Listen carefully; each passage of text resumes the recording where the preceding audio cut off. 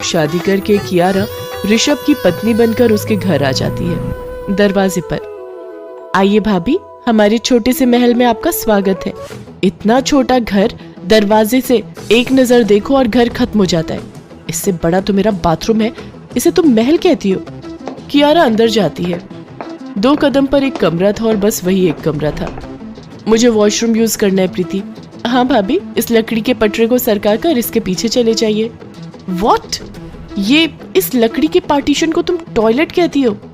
हम तो इसी का इस्तेमाल करते हैं भाभी, वरना पीछे झाड़ियों में। कियारा अपने मम्मी पापा की इकलौती संतान थी। बचपन से ही उसे किसी चीज की कोई कमी नहीं थी। उसे बड़े ही लाड प्यार और नाजों से पाला गया था, जिस कारण वो जरा बिगड़ैल भी थी। Ramu, where are you? Oh god, this bloody servant, आज इसे काम से निकालना ही पड़ेगा। कियारा गुस्से में सीधे अपने बेड से उठकर अपने नौकर के पास जाती है और उसे भला बुरा कहना शुरू कर देती है। मुझे बेड टी देने के टाइम पर तुम यहाँ ब्रेकफास्ट कर रहे हो। अब जो खा रहे थे वो खाने के पैसे भी जुगाड़ नहीं कर पाओगे, बिकॉज यू आर फायर्ड। ये सब क्या बर्ताव है कियारा? रामू काका से आज तक मैंने ऊंची आवाज में बात नहीं की और तुम उनकी इंसल्ट कर रही हो। ये कौन सी तहजीब है बात करने की? आपको पता नहीं है पापा, इसने क्या गलती की है? सब सुना मैंने।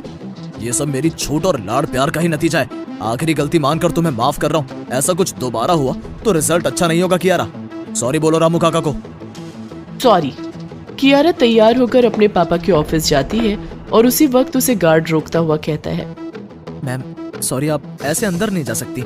आपको थंब इम्प्रेशन देना होगा। विदाउट एंट्री किसी को भी अंदर जाना अलाउड नहीं है। ओह, तो अब तुम मुझे बताओगे। Do you have any idea मैं इस कंपनी के ओनर की बेटी हूँ?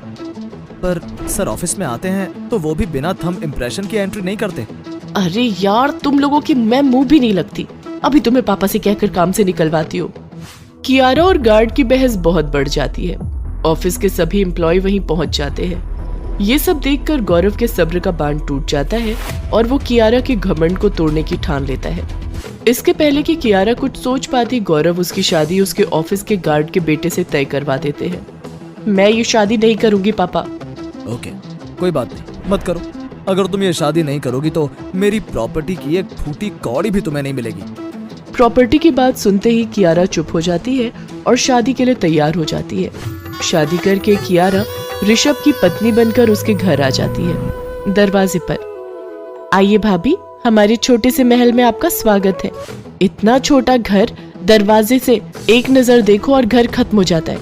इससे बड़ा तो मेरा बाथरूम है, इसे तुम महल कहती हो? कियारा अंदर जाती है। 2 कदम पर एक कमरा था और बस वही एक कमरा था। मुझे वॉशरूम यूज करना है प्रीति। हाँ भाभी, इस लकड़ी के पटरे को सरका कर इसके पीछे चले जाइए। व्हाट? ये इस लकड़ी के पार्टीशन को तुम टॉयलेट कहती हो? हम तो इसी का इस्तेमाल करते हैं भाभी, वरना पीछे झाड़ियों में।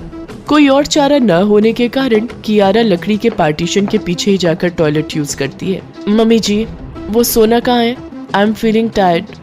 आहा, भाभी बेताबी, सुहागरात जो है। सोना कहाँ क्या, सोना यही है बहू। कोई तकलीफ नहीं होगी तुझे, हम सब यहीं सोते आए हैं। इसी एक कमरे में मैं बहू बनकर आई थी, फिर दोनों बच्चे भी यहीं हुए, कभी कोई दिक्कत नहीं हुई। व्हाट? मेरी फर्स्ट नाइट मेरे ससुराल वालों के साथ होगी? छुपाना ही क्या है बहू, सबको सब कुछ पता ही है। वैसे तेरी सुविधा के लिए बीच में एक पर्दा लगा देते हैं। तेरे ससुर जी तो नाइट ड्यूटी पर रहते हैं।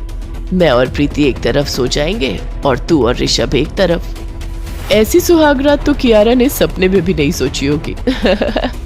पर बेचारी करती भी क्या, जैसे तैसे कियारा रात गुजार लेती है। अगली सुबह 4 बजे। वाह बहू, इतने बड़े घर से होकर भी तू सुबह 4 बजे ही उठ गई। उठी नहीं, मच्छरों ने सोने ही कहाँ दिया। क्या बहू? कुछ नहीं सासू माँ, मुझे बहुत गर्मी लग रही है। बाथरूम कहाँ है? मैं नहा लेती हूँ।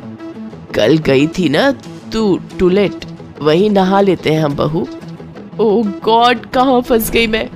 इसी एक कमरे में ये लोग नहाते भी हैं और टॉयलेट भी जाते हैं और वहीं सोते भी हैं। बट मम्मी जी, नहाते वक्त अगर कोई आ गया तो? ना बहू, अगर ये लकड़ी का पट्टा सीधा हो तो सब समझ जाते हैं कि अंदर कोई गया हुआ है। हमारे यहाँ इन चीजों की कोई दिक्कत नहीं है। एक लकड़ी का पार्टीशन, एक पर्दे का पार्टीशन, आप लोग टेम्परेरी लाइफ में जीते कैसे हैं? मम्मी जी, आप प्लीज बाहर ही रहिएगा, मैं नहा कर आती हूँ। कियारा नहाकर आती है कि तभी उसके ससुर जी ड्यूटी से वापस आ जाते हैं। तो आज नाश्ता बहू खिलाएगी ना? बहू की पहली रसोई है आज। मेरे घर पर तो रामू काका ये सब किया करते थे, मुझे तो कुकिंग नहीं आती। मैं हूं ना, हेल्प कर दूंगा, डोंट वरी। पर इस घर में रसोई कहाँ है? क्या वो भी इसी कमरे में कहीं है? ये कमरा है या तिजोरी? कुछ न कुछ निकले ही जा रहा है। हाँ भाभी, सही समझे, बिस्तर के नीचे ही तो हम गैस को रखते हैं। रात को खाने पीने के काम होने के बाद बर्तन और चूल्हे को वापस बिस्तर के नीचे घुसा देते हैं। प्रीति की बात को सुनकर कियारा का सिर चकरा जाता है। कहाँ उसका आलीशान बंगला और कहाँ उसका एक कमरे का ससुराल। 1 हफ्ते की छुट्टी मिली है मुझे, अब मैं तुम लोगों के साथ ही समय बिता लूंगा। ऐसे ही क्या कम ये लोग कीड़े मकोड़े की तरह एक ही कमरे में बिलबिला रहे थे, जो एक और शख्स इसमें शामिल हो गया। अब हाथ में 1 हफ्ता है तो मैं सोच रहा था लड़की वालों को बुलवा लूं। प्रीति की भी उम्र हो चली है। क्या इस एक कमरे में अब लड़के वाले भी आएंगे? पापा, ये कैसा पल्ला झाड़ा आपने मुझसे। अब कहाँ जाऊं मैं? धीरे धीरे समय बीतता जाता है और कियारा खुद को उसी माहौल में ढालने लग जाती है। पर कियारा दिमाग की तो तेज थी ही, और इस तरह वो एक कमरे में रहने वाली तो थी नहीं। उसे अपनी गलती का बहुत हद तक पछतावा तो हो चुका था, पर अब उसे इस कमरे से बाहर भी तो निकलना था। कियारा अपने पापा को कॉल लगाती है और कहती है, पापा, इतनी बड़ी भी गलती नहीं कर दी थी मैंने, जो आपने मुझे इस एक कमरे के ससुराल में भेज दिया। पापा, वही नहाना वही खाना कैसे पॉसिबल है पापा? अब आप ही सोचिए, वंश भी तो आगे बढ़ाना है, पर एक ही कमरे में कैसे? बेटी, अब तुझे सबक सिखाने के चक्कर में ये तो मैंने सोचा ही नहीं। ऋषभ गार्ड भैया का बेटा नहीं, मेरा दोस्त का बेटा है, और बाकी सभी लोग पेड आर्टिस्ट। मुझे लगता है तेरे लिए इतना सबक काफी था। कियारा एक कमरे के ससुराल से निकलकर वापस से अपने लाइफस्टाइल में लौट आती है, पर अब वो भूल कर भी किसी की इंसल्ट नहीं